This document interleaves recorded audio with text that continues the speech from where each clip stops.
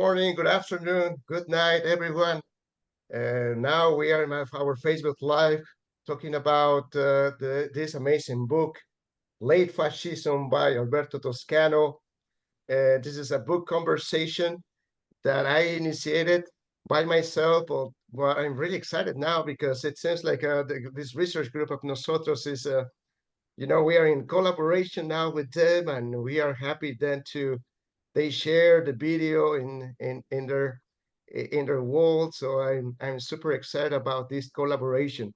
So today, guys, we have Alberto Toscano, who is professor in the University of London, but now he lives in Vancouver, and and he's very famous because he has been translating works of this fantastic French philosopher Alain Badiou. So anyway, Alberto Toscano, thank you very much for accepting the invitation of having this conversation, and hopefully, you enjoy it and you find interesting thoughts and ideas in this exchange. Thanks for having me. Perfect. So anyway, Alberto, I just wanted to ask you maybe this kind of biographical question, and then before entering to the discussion of the book. So how did you end up knowing the work of Alain Badiou, and why did you see yourself translating at some point in your life the work of Alain Badiou? Why do you think it is very important? Why it is worth it to make a translation from French to English?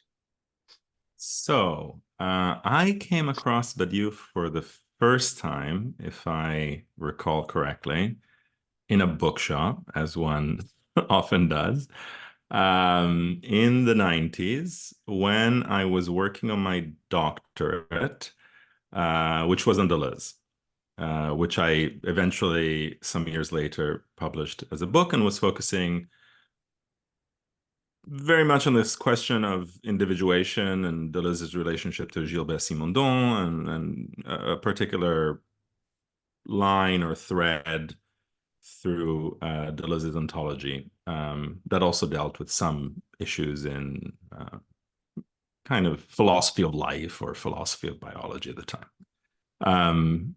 In the 90s, late 90s, I guess, there was a lot of conversation, debate at the University of Warwick amongst graduate students in a kind of Deleuzian, but also materialist vein, let's say.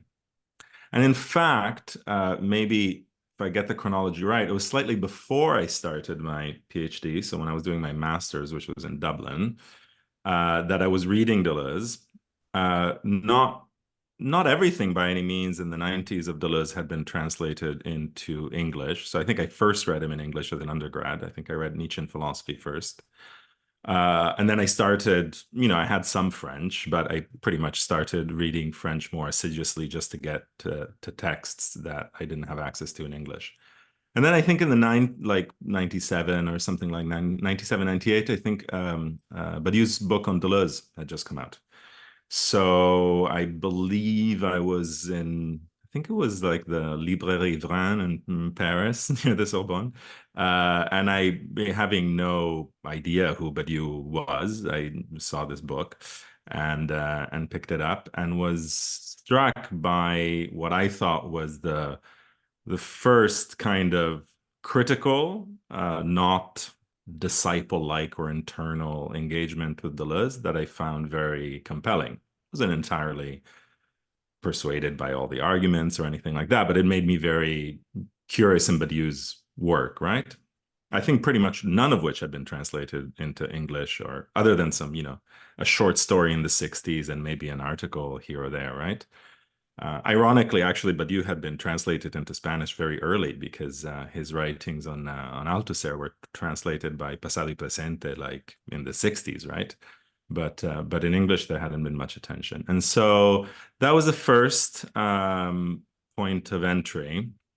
And then I started reading other texts, obviously Lettres l'événement being an event, and Conditions, and Manifesto for Philosophy, and so on. And I think, if I'm not mistaken, around 2000, I reviewed a couple of these for the journal that we ran in the graduate students at the University of Warwick, philosophy, PLI, the Warwick Journal of Philosophy. So I reviewed some of those, and I believe at the time that I got in contact with Badiou himself via my then supervisor, Keith Ansel Pearson, who had met him in some conference or other.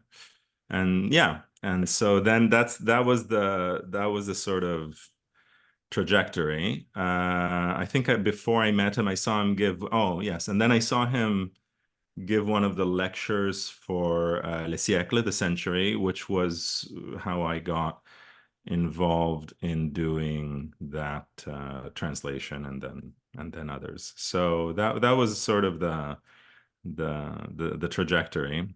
And Well, then, it was also a way of both carrying out one's kind of intellectual and philosophical work, and also making a small paltry wage from the translations. awesome. And then that was also a way in which I kind of came to know a number of other people, obviously, that were translating other texts of Badiou around the same time. Oliver Feltham, I knew Ray Brassier because we were together at the University of Warwick, and Jason Barker and others. So for a while there was a little bit of a traveling circus around around Europe, and in that way also came across, as you do, other people working on that material in Croatia and in France and etc. Awesome, Tom. Thank you very much. That's a wonderful explanation, this biographical experience, right? Like very, very, very, very interesting. So let's go to the subject, right? Your book, Late Fascism, that actually I was seeing was published in Verso in 2023. So basically was last year. And, I think it is a very, very interesting book, mostly touching in some aspects that currently happening in different political countries, in different countries, in different nations already. You elaborate a little bit in your preface, like the reason why you are calling your book late uh, fascism, right? And I think it is interesting adding in that reflection, like that you consider fascism as a process, like a historical process that has multiple facets, multiple spheres, multiple dimensions, passing from psychology, passing from capitalism, uh, but even some trajectories of the future, right? With the utopian or these post-utopian aspects, like you are kind of naming and mentioning different chapters. So probably my question for you is why did you name Late Fascism this book? Why it is important to bring this conceptualization in place on the table? So the origin of the book was a short article that I wrote. It was published on the historical materialism blog, but I sort of wrote it as you write certain things for yourself, just to get your bearings or your orientation. And it was, of course, in the wake of the Trump election as just the most salient phenomenon of a whole network of very unfortunate processes and events, across the global map, right? And the origins of that were really to first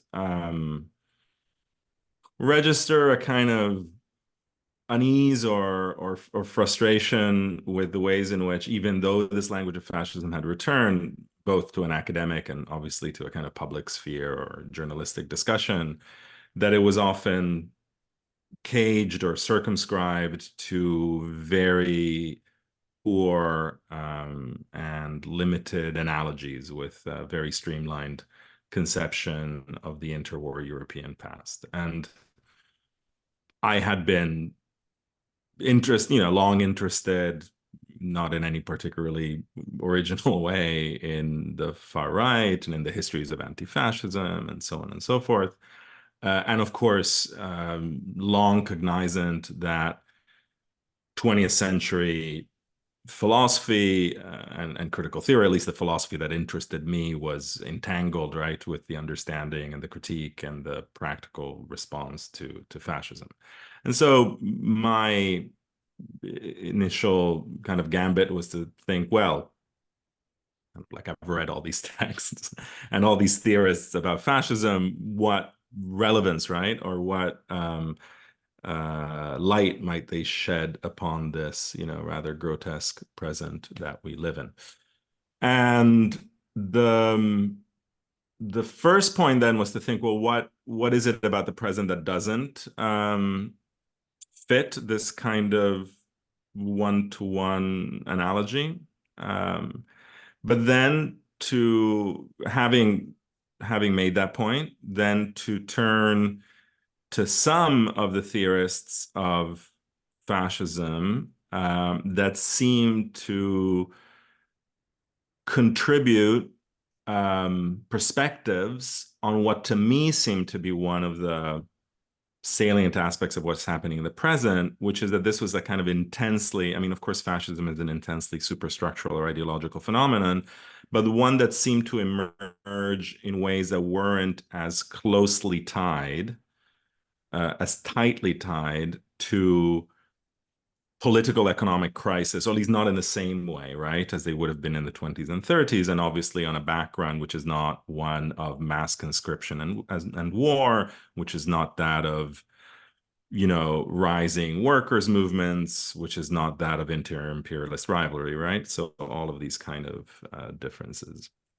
And so that notion of lateness, which was playing a little bit, obviously, on the idea of late capitalism, or even on Jameson's Late Marxism, his book on Adorno, was partly a bit of a provocation, or at least kind of naming this problem, that it seemed that fascism was no longer a fix or a solution, right, for a particular organic crisis of capitalist social formations. And yet, right, it was a tendency or a process or a horizon, right, of a whole number of movements that we're seeing in our present.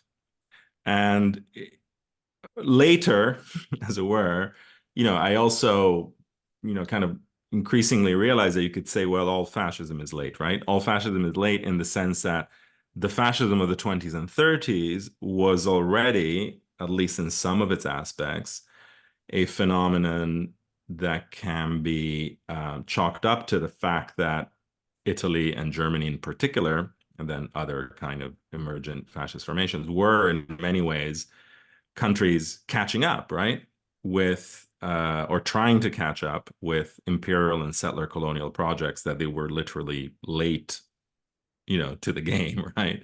And so that in its kind of total mobilization, right, of these relatively recently unified society, nation states, Germany and Italy, that fascism is, in a kind of sense, a kind of late imperialism, right?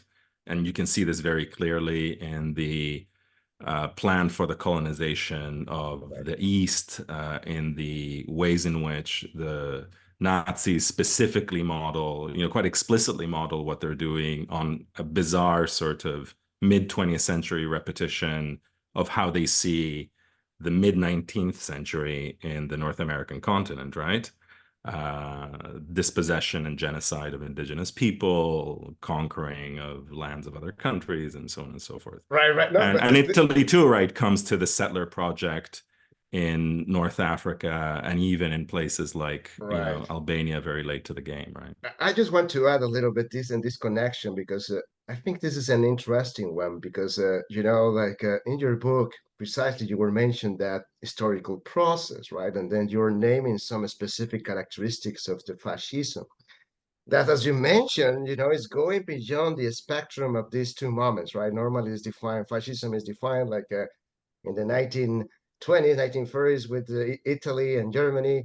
And also, some people are kind of thinking a little bit, but not using the concept of fascism, maybe, I don't know, right-wing movements or something like that. Hmm. But it seems like for you, I mean, you are placing some characteristics that going before these two moments, two historical moments in Italy and Germany, and then they kind of replicate. Hmm. They are kind of replicating until the time.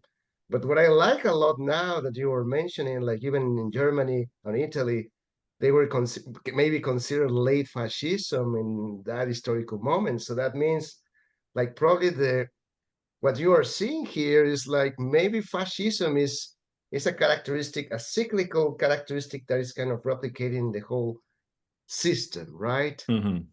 Yeah, I So mean, I think you can see that moment, you can see the moment of the 20s to the end of the war as the moment of a particularly intense and explosive crystallization, right? Of a set of phenomena and elements, let's say. And that's what that you could say is also the aspect for all of its problems that is interesting in the quasi methodology of something like Hannah Arendt's Origins of Totalitarianism, right?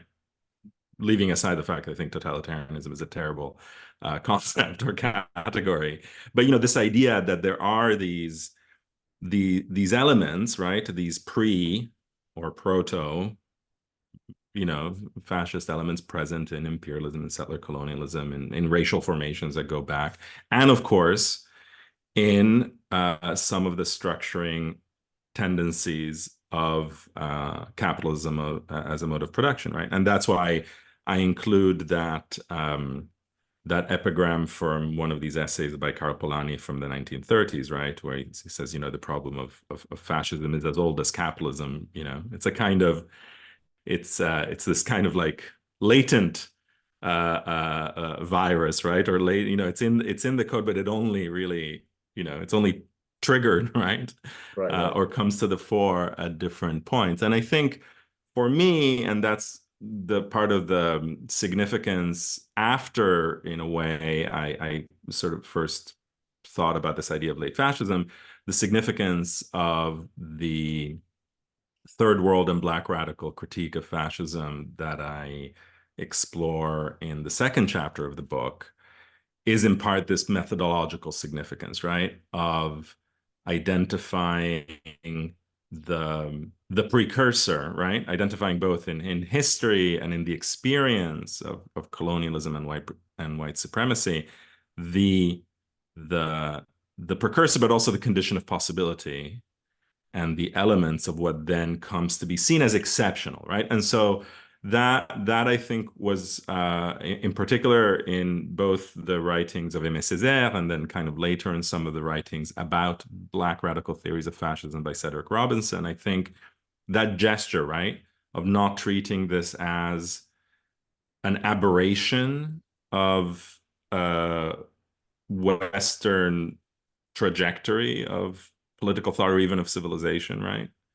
um, where, and I think Robinson is very clever about showing how in the dominant narrative, which is a kind of Cold War Eurocentric narrative, right? It's like, it's almost as if, and you can see this even, today in the, liberal narratives about geopolitics and what have you, right? It's like the West has the prerogative or is the legitimate leader because it itself, right, produced fascism. It's a totally perverse kind of logic, right? But like fascism is this aberration of civilization, but civilization is kind of definitionally Western, right? It's a twisted, it's right, like right. only we could have produced it, and only we, right, can create the order of human rights or international law, whatever that can contain it.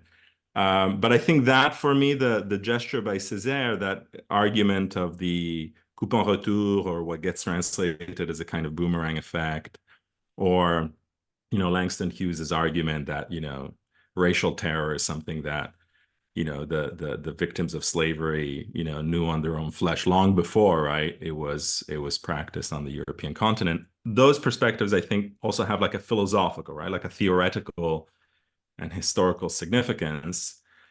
And then on the other side, right, of the period of classical fascism, let's say from 22 to 44 or what have you, I was always really um, struck by the fact that many people who directly experienced fascism at its most extreme and barbaric, uh, paradigmatically, someone like Primo Levi, made that argument about process and repetition, right? So it's not an argument made by people who had no idea what, fascism or Nazism at their worst could be. Interestingly enough, the argument about the notion that fascism could repeat itself Mhm. in forms that are not analogous, right? Are not like similar in an intuitive sense to what was visited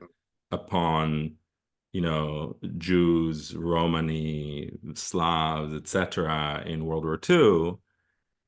That's an argument made by like victims and resistance against fascism from the 40s, right? Marcuse is an interesting case as well, right? Somebody who was politically active right after the war I think in the Berlin kind of council movement, who saw the whole formation, who theorized fascism, and who then provides basically a theory of incipient fascism in the 1960s, right? In the US, where everything from border patrols to no-knock warrants to, the Christian right, etc., are viewed as repetitions, right? As mutations, as modulations, but not as something that is entirely different from, right? Right. So, And but that for me was very important to give like gotcha. credence to that moment of the 60s and 70s when people who talked about a new fascism also had an experience of the old one, right? Right. So I just wanted to ask you here, right? Because I think you're right. I mean, maybe this late fascism, or why do you name late fascism, maybe can be interpreted in something I think I found fascinating in the book, right? So the a USA fascism, right? I mean, you kind of name it a little bit here, but you get a lot of elements in that fascism, right? In terms of liberalism, neoliberalism, capitalism, conceptions of freedom, and the racial issues that is haunting the social constructions and the social materializations of social classes and economic configurations in the United States. So you would say like maybe late fascism is an expression of this USA fascism? Well, I didn't want, I mean, much as the book is written in English, it's probably mostly read or maybe disproportionately read. I mean, hopefully elsewhere too, right? But disproportionately read and responded to in a US context. And of course, I'm also cognizant of the fact that this is a debate that inevitably, with the 2024 campaign is returning very much to the fore, right? Of, MSNBC, CNN, New York Right. Times, or whatever, right? Like they're all talking about fascism in this, again, cyclical kind of way. So, yes, I think a lot of the elements that I drawn for thinking through this problem that I name late fascism come from efforts to think about the process or the potentials for fascism within the United States, right? And especially in these two theoretically key moments, which are um, the work of the Frankfurt School in exile, broadly speaking, right, from New York then to California, et cetera. But that theorization in texts like Prophets of Deceit to the authoritarian personality, all the way, right, to those interventions by Marcuse in 68. Those are products of, European Marxists, largely Jewish intellectuals fleeing from Nazism and finding fascist potentials in their country of refuge in the middle of a war, which it presents as anti-fascist, right? And you have all of these even kind of biographical or anecdotal elements, some of them saying, like New York is a far more anti-Semitic place than Frankfurt was before the Nazis came, right? Like, so this very quotidian sense of like the potentials involved. So that's one kind of family of texts that I draw on. And then the other one comes out of Black liberation struggles in the 60s and 70s. Of course, there's also very, especially more recently, there's been really rich historiography. So there's also a lot of work actually on how the discourse and the vocabulary of fascism was very significant for Puerto Rican and Chicano activists in the US in the same period, right? And in dialogue with the Panthers and with people like George Jackson and Angela Davis. So that it's like a broader radical kind of Asian American groups as well. And, they all kind of cohere in 69 around this United Front Against Fascism conference that the Panthers hold in Oakland. And so it's interesting that that term is a point of, intercommunal, to use Huey Newton's language at the time, kind of articulation, right? So it's true in that sense that the US, or the way in which the US is theorized, right, both by these European political and theoretical refugees and by Black power and Black Marxist activists, is kind of key to the book. At the same time, right, as I hope there's some degree of translatability outside of that context. So I think some of the lineaments, right, of what is identified in those theories are useful for thinking of other contexts, though I also recognize that they certainly don't exhaust by any means, right? The efforts to theorize, the specificity of fascism in Japan or in India or in Latin America, for that matter, right? And actually, after writing the book, I did spend more time, which I probably should have done earlier, on the debates that took place amongst Latin American Marxists in the 70s, which in some ways bolsters some of the arguments, but they also kind of go beyond it because they're focused on the specific political economy and the specific modalities of the military dictatorships, and they're quite unique debates from which I think a lot can be learned. So I have a piece coming out I think soon in South Atlantic Quarterly, which is precisely on that. And I think in many ways, theoretically, those debates, partly because they come out of a very rich tradition of both, revolutionary reflection, but also kind of critique of political economy, including dependency theory and the like. They're very fruitful for thinking about the present also beyond, right? And actually, the more one spends, more one is attuned to this question, the more one encounters in the discourse of revolutionary and critical theory in the 70s into the 80s, all sorts of, theorizations of these fascist kind of tendencies that I think open up onto a much broader canvas. And of course, I also have to, own up to the linguistic limits that one always encounters, right? So my ability to grasp what was the debate on fascism in the 70s, in Arabic or in Japanese, is second or third hand. So there's also that limit. Gotcha. Okay, no, that's perfect. So let's go back to the general or the most universal conceptualization of fascism, right? I think it is in relation with the concept of time.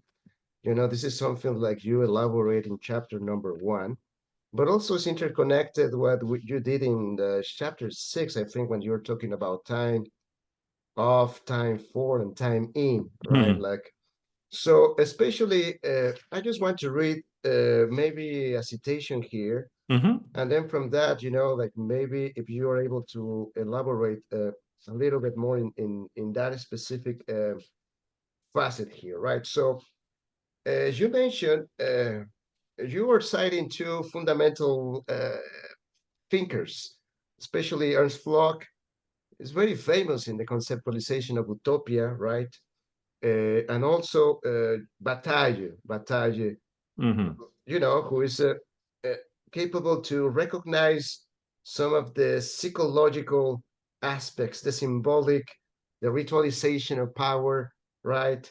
So I think these two thinkers, those two intellectuals, are fundamental in this first chapter that is interesting in that one. So uh, I'm going to cite this one, and then maybe you elaborate more about what do you precisely refer to that specific aspect. So in page 4, you say one of the most orthodox entries in the interwar philosophical debate on fascism in Ernst Bloch, eight of our times, Splottian, fascinating and unsettling work which Walter Benjamin once polemically likened to a spreading, wonderful, brocaded Persian carpet in the field of dreams, contains central and justly famous reflections of non-contemporaneity and obligation of its dialectics, like Georges Bataille, albeit in a very then registers, Bloch approach fascism, not a political instrument or psychic pathology, but a perverted utopian promise.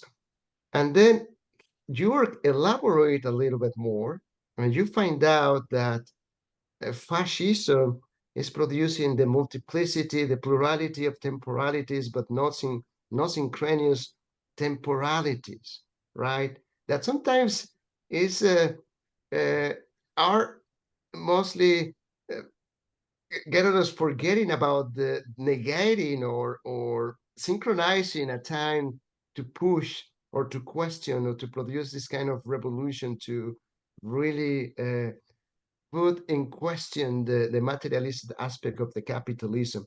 So it seems like for you, this kind of no synchronous plurality of temporalities is playing like a counter-revolution that at the end is something maybe alienated. I don't know if this is the word correctly, alienated, or at least provides a myth, an illusion of something that is moving, but actually at the end is nothing changed, like capitalism without capitalism somehow. So could you Hmm. could you please elaborate a little bit of this conception of the utopia that you were seeing here, the perversion utopian here, and it, Yeah. and if it is possible to go beyond that under the same categorization of utopia. Hmm. So I suppose the context of that what was in part a doubt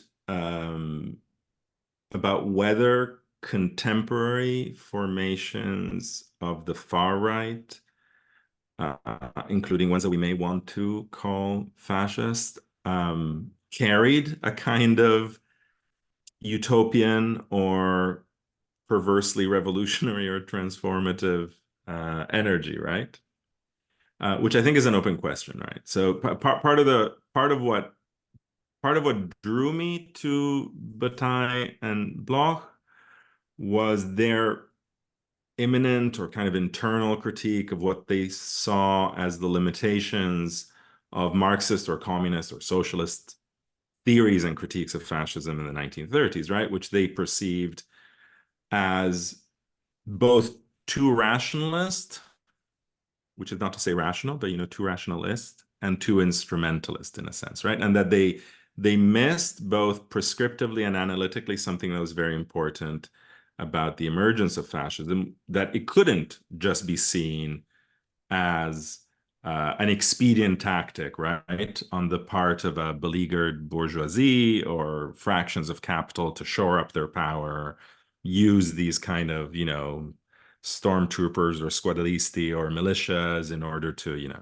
and for both of them, the mobilization not just of bodies but also of feelings and desires and so on was very important, right? To grasping the lineaments of fascism as a mass movement. And in both cases, right, whether it's Bataille focusing on the question of excess or the sacred or the heterogeneous, or Bloch thinking about non-contemporaneous temporalities, the forms of pre or non-capitalist fantasies, right? Or fantastical pasts that fascism drew on. I think that's quite critical to them. Now, in that original piece, and to some extent in the first chapter of the book, one of the things, and this was like in part just a kind of reflection on the sort of Trump phenomenon, one of the points that I try to make is that it doesn't seem to me, except for, like at the very far fringes, that much of far right mobilization in the present has that um, excessive heterogeneous dimension, right?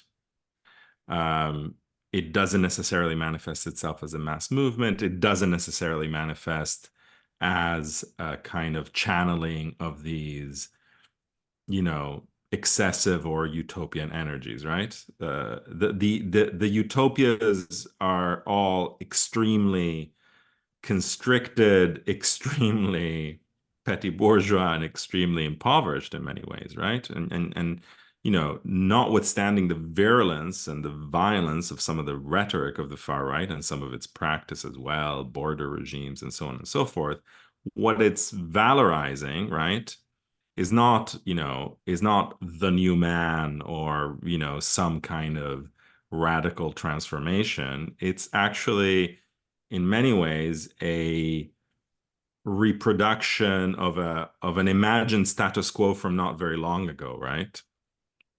It's a kind of Fordism without foreigners, right? Like that's the sort of image. So that was part of, again, I'm not saying that there aren't aspects of far right mobilization that couldn't be grasped in these more Blockian or battalion modes.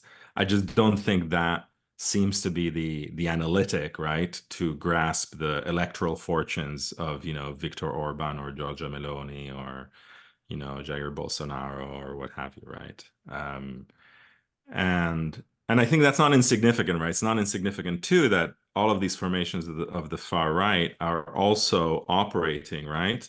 Both within these electoral parameters that they don't seem to be particularly keen on leaving behind, and at the same time are very, are not making great claims on the social or economic status quo, right? And in many cases are simply reproducing or intensifying neoliberal logics with some gestures, racist, nationalist, or ethnocentrist gestures towards preferring or privileging particular groups. They have these kind of rhetorics of, reindustrialization or what have you that are often entirely, superficial. But, again, it's not a phenomenon that I think lends itself so easily, again, except at the fringes, right? So I'm thinking there's a book by the media theorist Jack Bratich, for instance, who draws on Bataille and Klaus Teweleit, etc., to deal with this kind of like libidinal extremism of fascism, but he does so by focusing on the kind of extreme like masculinist militia-like active shooter, etc., sort of scenarios, not your sort of like bread and butter, right wing voter. We might see some links between them, but yeah, I think so. I think at the same time, I suppose we could draw a broader lesson from Bataille and Bloch, which is about the irreducibility, right, of some of these phenomena simply to instrumentalism, and I think that remains the case, right? I don't think one can talk. I mean, I think one shouldn't underestimate how useful the far right is to, everything from fossil capital to, televangelists, entrepreneurs, to the military industrial complex or what have you. But again, I think one also needs to contend with the multiplicity of that phenomenon and the fact that it does draw on other energies. Right, right. I think the last comment was very interesting, and I would like to make a connection that you took at the end of the book, right? Especially because you touch a little bit in the conception of biopolitics and this notion of that necropolitics. I would say no, exactly that conceptualization here. But Mm-hmm. I think it is interesting when you're talking about this section of the religion of death, or what is the name of Mm-hmm. specifically with this. It, I think it is an Italian thinker, or is Julio yeah, Iesi, yes. yes, It's his yeah, book on the right-wing culture. right. And it seems like it is an interesting view here, right? I mean, of course, this is in connection with the sexualization, or the aspect of the gender, where somehow there's like another figure of the state with no state, or this kind of double negation that at the end, or capitalism without capitalism, or women or female, no feminine, or with no feminism, or something like that.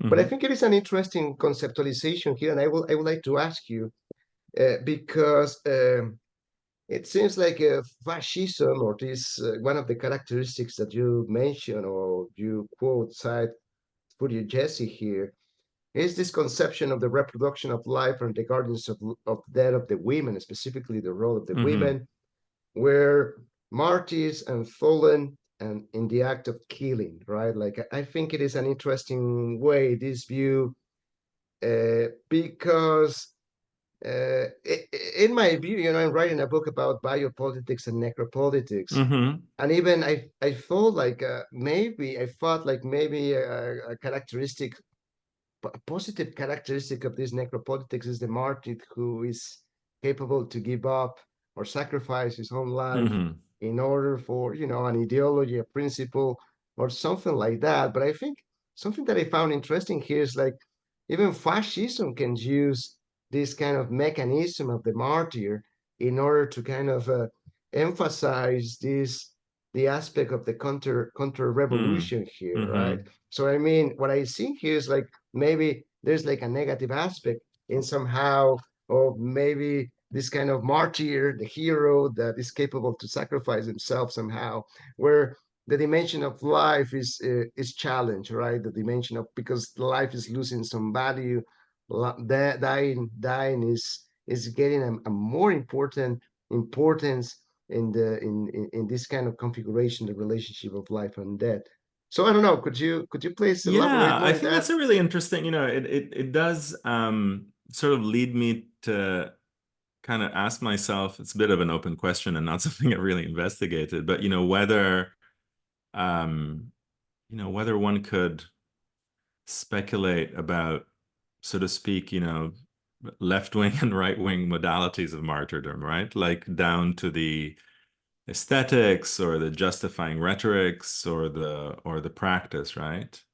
Yezi, quotes as a signal example of that, Religio Mortis, or religion of death, this famous declaration by a Falangist Spanish general, I think in the University of Salamanca. There's like a Miguel de Unamuno lecture. He comes in and says, abajo la inteligencia, viva la muerte, no? Down with intelligence, long live death, which is like kind of the quintessentially fascist sort of statement, right? It's not a political program, but it's definitely an effective program, right? And but I think there's also a danger, right? Which I feel you're alluding to in your question. There's a danger in treating the very notion or even practice of martyrdom as something that is entirely internal, right, to kind of right-wing culture. And that's a very, and I think that's a tricky aspect in Yezi. One of the things that polemically Yezi wants to say is that actually a lot of the culture of the left is de facto right-wing culture, right? It has this morbidity, this sacrificial logic, this relationship to defeat, this denial of pleasure, etc. That even if its banners have the hammer and sickle and it sings the International, it might still be right, like have these patterns of right-wing culture. It might still orient itself towards death, or what he calls, in another one of these curious terms of his, this kind of obsession with this sort of like spiritual luxury, he calls it, these kind of ornaments of sacrifice. So I think that's a very interesting conundrum that I don't really have an answer to. Of course, there's all sorts of, as we know, in the 20th century, there's all sorts of leftist around the globe, right? Leftist, communist, emancipatory, even feminist kind of practices of a kind of martyrdom, right? Right. Including through practices like hunger strikes, right? But Or the figure of the revolutionary, the iconography of martyrdom is very present, right? And of course, we can do all sorts of genealogies around this that might have to do with, a certain Christian overdetermination. But then again, logics of martyrdom, of course, are present in all sorts of both monotheistic and non-monotheistic religions. So I don't think it's straightforward, right? That much as the whole like Che Guevara Christ icon discourse, right, is there. But I think, I think there is a way in which one could usefully thread or revisit, right, those discourses or those analyses of biopolitics and necropolitics in light of the debates on fascism, and of course largely they're terms that emerge out of the debate on fascism. I mean, in Foucault's case, in History of Sexuality, very explicitly, right, where he's talking about that specific twist, right, that the Nazi discourse on blood, right, brings to a biopolitical uh, frame that precedes it, right, and that is not reducible to fascism or indeed to Nazism, right? What the relationship is between the analysis of biopolitics and the kind of critique of fascism, I think, is a really interesting um, question, right? In part because that the problem of biopolitics, I mean, in, in a more nuanced sense in Foucault, in a kind of hyperbolic sense in Agamben, is always shadowed, right, by the idea that Nazism is like the limit point, right, of biopolitics, but also perhaps it's telos, or perhaps it's, or is the main you know, example, or is the or its like main example, right? And I guess that's where we also enter into, I've talked about this idea, you mentioned it already, that I draw the term from Angela Davis, but I think has a broader use of fascism as a process, or we can think of the ways in which the Frankfurt School in Exile was interested in the potential fascist, but then we are kind of led to perhaps a more philosophical conversation, right, about modality, so to speak, right? Like, so is talking about something as a potential or possibility. What does that mean, right? Both like analytically or ontologically and politically, right? Because we can treat a potential as a tendency. We can treat a potential as something that has a kind of telos. So unless it's stopped, it will, you know. Or we can treat it in a more contingent sense, right? As a set of elements that can crystallize, right, or that can be resolved into a particular form, but that there's no pre-given logic that they would go there, right? And that, I think, uh, also inflects our political thinking, our political practice, right? If we think we live, what does it mean to think we live in a potentially fascist society, right? Does it mean to say that, well, all the elements are there, that if, a political project came, then they could very quickly rearrange our world into, or is it a different claim, right? About subjectivity? Is it a different claim about, historical dynamics, right? And I think that differs considerably in terms of the sort of theorist we look at. And of course, the more classic, the more classic Marxist theory, or at least, let's say, by classic Marxist theory, I suppose I mean the more like Third International theory, because obviously Marx didn't theorize fascism, though he did theorize Bonapartism and other forms of, authoritarian politics in mass democracy context. But, in that moment in the 30s, one can definitely see a kind of convergence both amongst Marxists and then also amongst like socialist but non-Marxist critics like Karl Polanyi, who see the potential as, above all, right, one that is written into capital's own, so to speak, like political rules of reproduction, right? That this is not just a potential in a kind of generic sense, but it is an objective and kind of inevitable possibility, a possibility that will realize itself unless those mechanisms are dismantled or countered. Because in those moments of radical social crisis that capitalism itself has generated, it will seek out a, violent political solution that nevertheless will need to rally masses of people, right? Because that's kind of the issue, to resolve the crisis that it itself has generated. And that will, roughly speaking, right, in a modern context, take a fascistic form, if we understand in some minimal sense, though I don't want to present this as like my definition or whatever, but if we understand fascism as having something to do with the violent imposition of capitalist order with some degree of mass participation or consensus, right?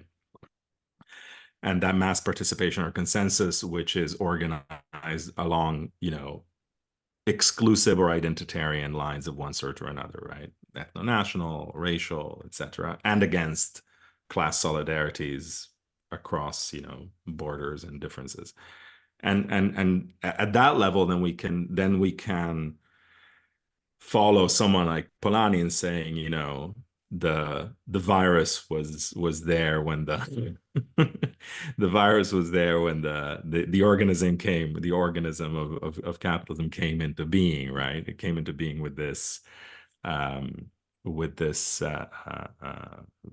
inbuilt potentiality, which is not, we don't know when or how it's going to be realized, but because its potentiality is also its crisis proneness, it will be realized, right? Like in some form at some point. The form and the point are not predictable, but that it will be, in a very ample sense of the term, fascistic is predictable, right?